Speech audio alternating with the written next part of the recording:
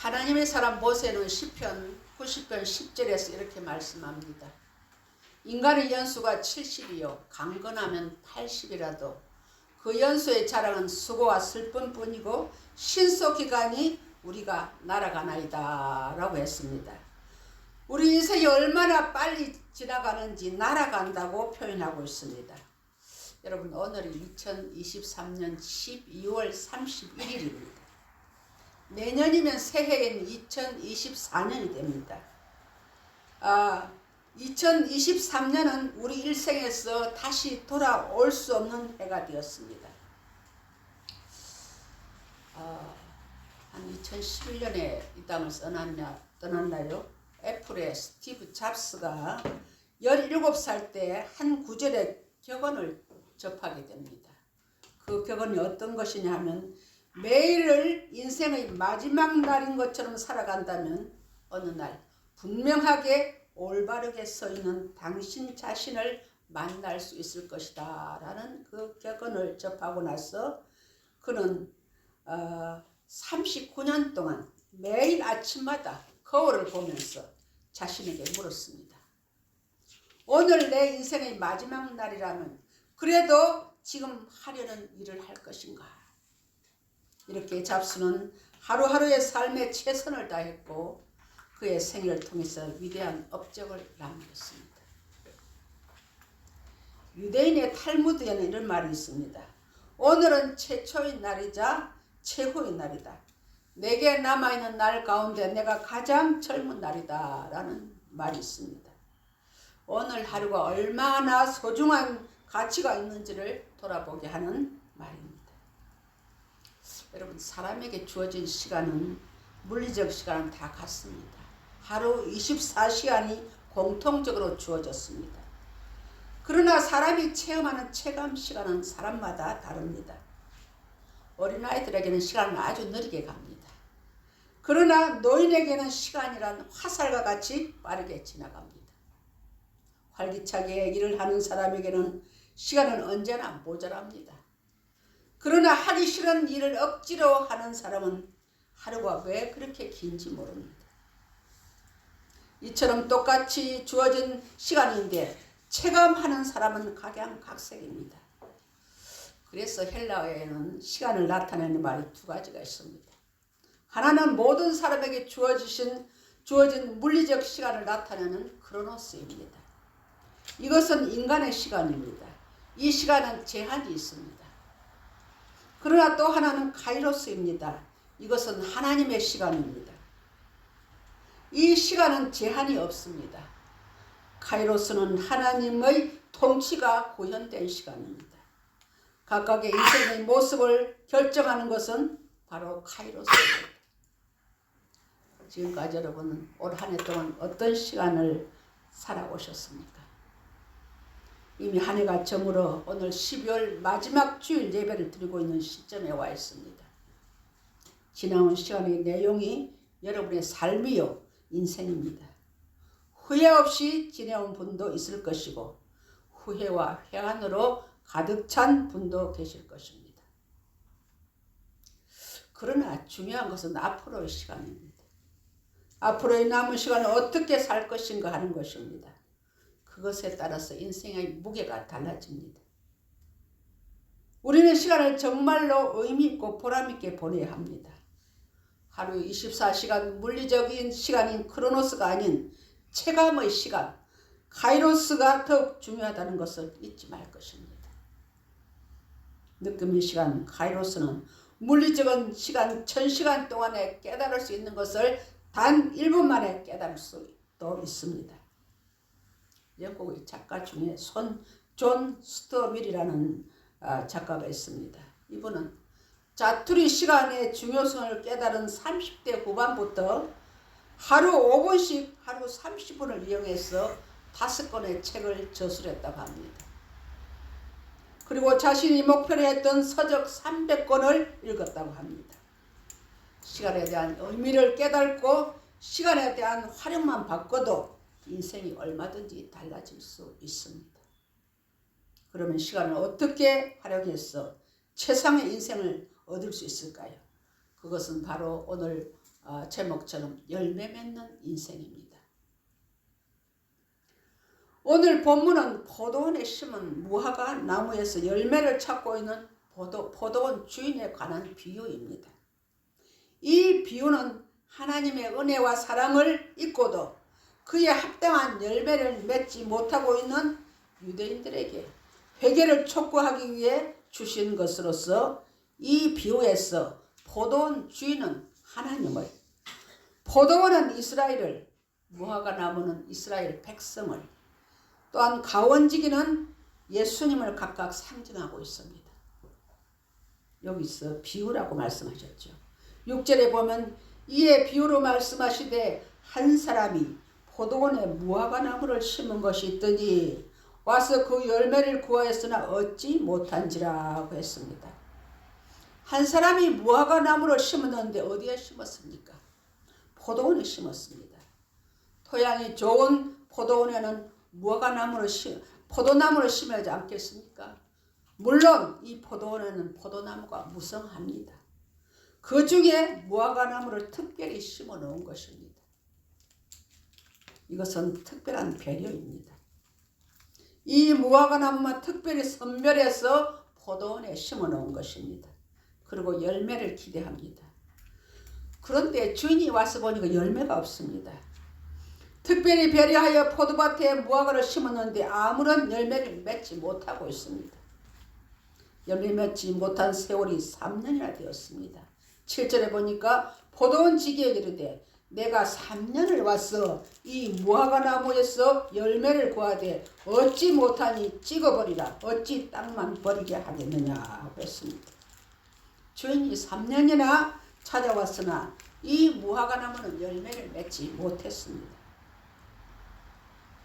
주인이 찾고 있는 것은 열매입니다. 3년 동안이나 참고 기다리면서 열매를 맺기를 원했으나 열매를 맺지 못하자 결론을 내립니다. 찍어버리라. 어찌 땅만 버리겠느냐.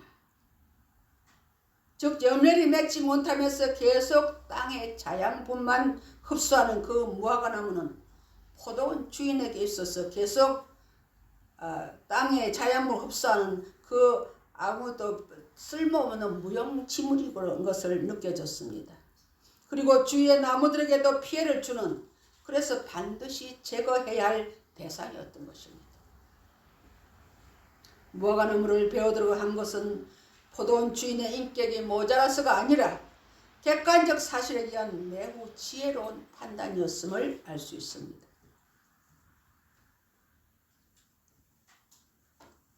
여러분, 그렇다면 이 비유는 오늘 본문에서처럼 농산일에만 국한된 것일까요? 아닙니다. 이러한 현상은 인간의 모든 경제활동은 물론이요, 일상생활의 모든 면에서 공통적으로 일어나고 있는 사실입니다. 심지어 영적 세계에서조차 어김없이 적용되고 있습니다. 마찬가지로 오늘 우리가 하나님의 은혜를 입었음에도 불구하고 그에 합당한 열매를 맺지 못한다면 하나님의 기대를 저버리는 행위일 뿐 아니라 하나님께 막대한 손해를 끼치는 것이 됩니다.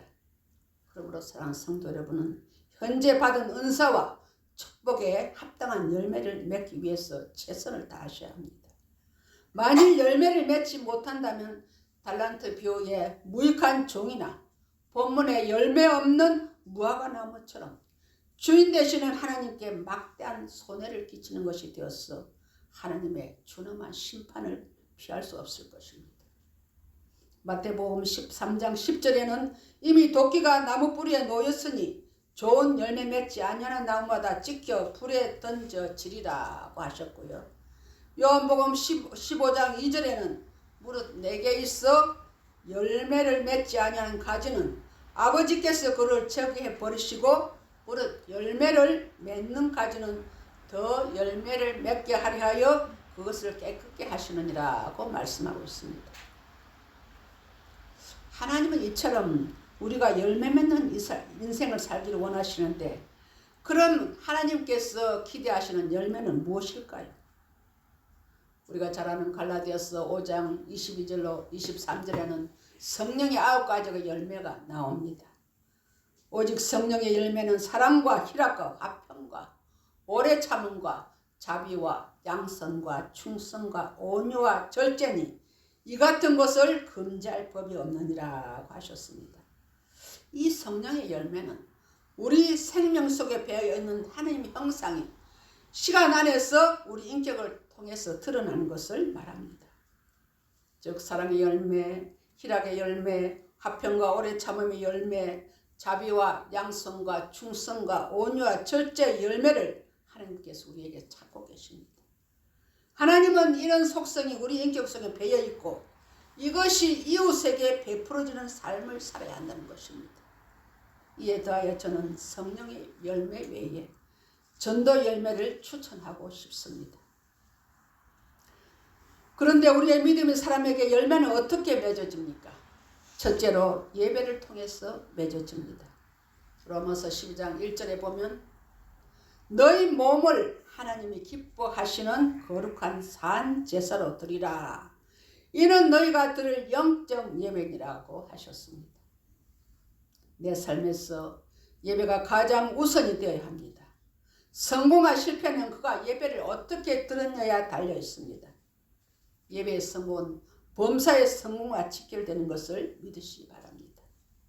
인류의 최초의 살인자 가인은 예배를 실패했기 때문에 살인자가 되었습니다. 올 한 해 동안 성도 여러분은 예배를 어떻게 드리셨습니까? 내 인생의 최우선 순위에 예배를 두어야 합니다. 예수님은 대접하려고 분주한 마르다보다 예수님 발치에 앉아서 말씀을 듣는 마리아가 더 좋은 편을 택하였다고 말씀하고 있습니다. 예배의 성공자들이 되시기 바랍니다. 내년에는 어떠한 일이 있더라도 예배 열매를 주님께 올려드리는 성도님들 되시기를 주님의 이름으로 축원합니다. 두 번째는 기도를 통해서 열매가 맺어집니다. 기도의 사람은 망하지 않습니다. 너희가 내 이름으로 무엇을 구하든지 다 받으리라고 하셨습니다. 기도는 만능 힘입니다. 기도를 통해서 많은 열매를 맺으시기 바랍니다. 참 우리 교육자들 너무 마음이 아픈 것은 본교의 성도들이 새벽 기도에 한 번도 없지요. 또 금요 저녁 기도에 거의 안 나오시죠. 또 집들도 멀기 때문에 그러시지만 겨우겨우 타교인들이 새벽 기도를 메꿔 주시고요. 수요 예배, 금요 예배를 메꿔 주시는 것을 볼 때에 참 마음이 아플 때가 많습니다. 만물을 여러분 접하기 전에 오늘 내가 할 일의 우선순위를 정하고 하나님 앞에 기도를 시작하십시오. 그리고 무슨 일이 있을 때마다 하나님께 묻고 하세요. 다윗은 무슨 일을 할 때마다 하나님께 물었습니다. 하나님, 전쟁에 나갈까요 말까요? 칠까요 말까요? 어디로 올라갈까요? 하면서 꼭 모든 일에 어린아이처럼 물었습니다. 우리도 기도하면서 문제가 있을 때 하나님께 묻고 하는 기도의 사람이 되시기를 바랍니다. 한나는 기도를 통해서 사무엘이라는 위대한 인물을 배출했습니다. 그뿐입니까? 방탕한 아들이었던 어거스틴은 어머니 모니카의 눈물의 기도에 의해서 금세의 성 어거스틴이 되었습니다. 부모의 기도는 자녀의 성장의 자양분이 됩니다. 헌신을 통해서 열매를 맺게 하십니다. 여러분, 올해 나에게 맡겨진 직분이 얼마나 충성하셨습니까? 천사도 흠많은 직분을 받았으면서도 오히려 올무로 생각하지는 않으셨습니까? 사람은 모르지만 하나님이 다 아십니다. 하나님은 우리의 일거수일투족을 불꽃 같은 눈으로 보고 계십니다. 2024년도에도 하나님의 교회를 섬길 직분자 임명이 가까이 왔습니다. 우리 성도들이 오해하고 있는 것 중에 하나는 서리집사 사역기간은 1년입니다. 그런데 그 중에 한 번 집사 임명을 받으면 영원한 집사인 줄 압니다. 그러나 장로고 헌법에는 집사의 임기는 1년입니다. 항존직은 예외입니다. 항존직이 누구입니까? 장로나 안수집사, 권사 이런 분들을 항존직이라고 합니다. 이 항존직은 큰 하자가 없는 경우에는 하나님 부르실 때까지 그 직분을 가지고 갑니다. 그런데 서리집사는 다릅니다. 문자 그대로 서리입니다. 임시직입니다. 1년 동안 주일 성소 잘하고 맡은 직분에 충성한 자에게 다음 해에 또 직분을 맡깁니다. 연말이 되면 저도 많이 그런 느꼈지만 담임 목사 고민을 합니다. 집사의 직분을 받고도 주일 성수도 제대로 못하고 봉헌세도 제대로 못하고 맡은 일에도 충성하지 못했는데 내년에 집사의 직분을 줘야 말아야 말아야 하는 문제입니다. 그렇다고 집사의 직분에서 빼면 또 상처를 받을 것이고 자기가 한 일은 사람들은 생각 안 합니다. 결과에만 집중하죠. 여러분, 교회의 직분이 세상의 권세나 명예는 아니지만 하나님 앞에서 그보다 더 귀한 것은 없습니다. 하나님 앞에서는 대통령 오는하는 것보다 교회의 장로 직분이 더 귀합니다. 목사가 교회 행사에 대표 기도를 시키고 일을 맡기는 것은 그만한 제목이 된다고 생각하기 때문입니다.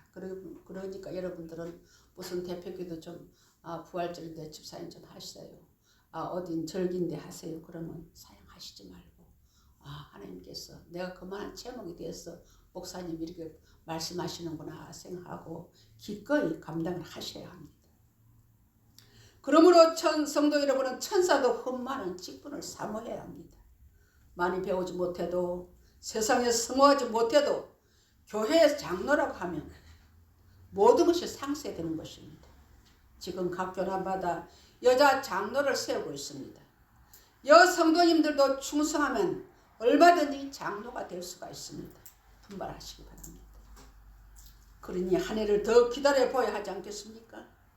오늘 가원지가 주인에게 간청하는 것처럼 내년에 좀 더 믿음 생활을 잘할 수 믿고 직분을 한 번 더 맡기는 것입니다.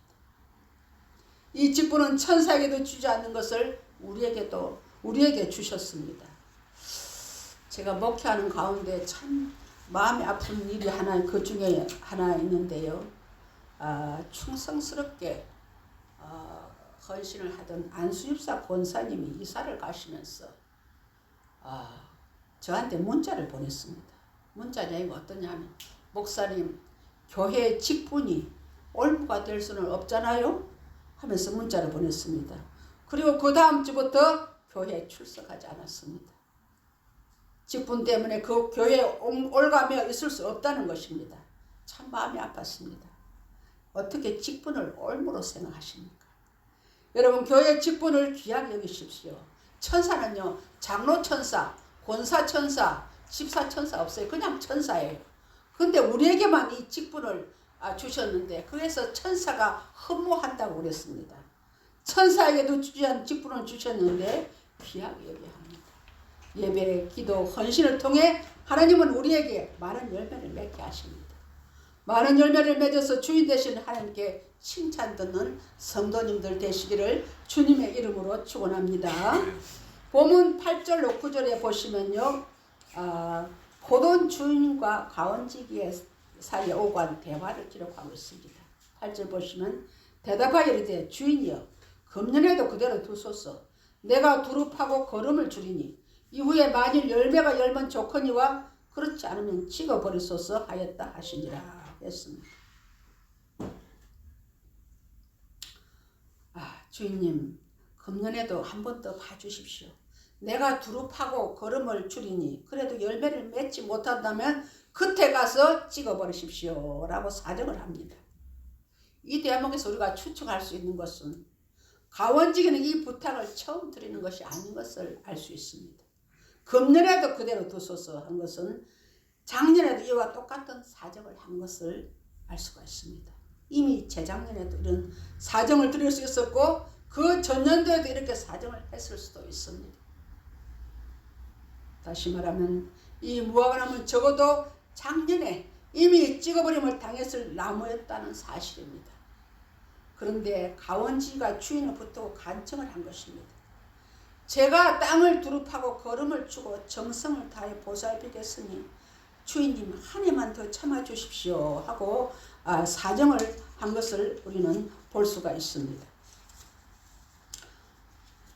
내년에는 어떻게든지 열매를 맺게 할 터이니 1년만 더 참아 기다려 주십시오 라고 간청을 드리고 있습니다.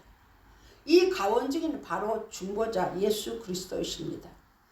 예수님께서 하나님 아버지를 향하여 심판을 보류해 달라고, 회개의 기회를 달라고 중보하신 것입니다. 로마서 8장 34절에는 누가 정죄하리, 죽으실 뿐 아니라 다시 살아나신 이는 그리스도 예수시니 그는 하나님 우편에 계신 자요 우리를 위하여 간구하시는 자신이라고 하십니다. 바로 예수 그리스도께서 우리의 구원을 위해서 수고하고 애쓰시는 것을 상징하는 내용입니다. 결국 본문은 죄인들을 향한 하나님의 오래 참으심을 잘 보여주고 있습니다. 그렇습니다. 우리는 예수님의 중보로 인해서 시간과 기회를 은혜로 얻었습니다. 그러므로 이제는 열매를 맺는 일에 힘을 써야 합니다. 기회를 주셨고 시간을 주셨음에도 열매를 맺지 못한다면 내년에는 찍어버리라는 명령을 들어야 할지도 모릅니다. 사랑하는 성도 여러분, 우리에게 주어진 시간은 한정되어 있습니다. 가원지가 주인에게 강구한 기간은 무한정이 아닙니다. 땅을 파고 거름을 주고 가꿀 수 있는 시간을 주십시오. 그러면 열매를 맺게 하겠습니다. 그 기간을 1년으로 보아야 하겠죠. 내년 열매를 맺을 계절에 열매를 맺게 하겠다는 것입니다. 저는 지난 성탄절에 너무 마음이 아팠습니다. 우리 찬양대가 2달 전부터 열심히 준비해서 칸타타를 했는데 정말 그 칸타타를 듣고 감동해서 하나님 앞에 영광의 박수를 올려드리고 우리 찬양대원들에도 격려의 박수를 우레같이 보내드려야 하는데 청중의 숫자가 너무 초라했습니다. 저부터 하나님께 회개했습니다. 전도에서 하나님의 교회를 채워야 하는데 이렇게 빈자리가 많게 방치했다는 사실에 내년에 열심히 전도해서 어떻게 하든지 하나님의 교회를 채우겠다고 제 자신은 하나님께 서원 기도를 했습니다. 여러분, 전도 열매 맺는 것은 사역자들에만 의한 것이 아닙니다. 우리 모두에게 주신 하나님의 지상 명령입니다. 그렇기 때문에 2024년도에는 어떤 일이 있을지라도 여러분 한 사람 이상 전도에 맺어서 이 몸된 교회가 채워지는 놀라운 역사가 일어나기를 주님의 이름으로 축원합니다. 사랑하는 성도 여러분, 한 해가 저물었습니다. 그런데 돌아보니 우리의 삶의 열매가 거의 없습니다. 주님을 뵙기가 너무 송구스럽고 부끄럽습니다. 하지만 우리에게는 주님의 간구로 내년이라는 시간이 다시 기회로 주어졌습니다. 이제 내년만큼은 믿음의 사람으로서 좋은 열매를 풍성히 맺는 삶을 살아야 하겠습니다.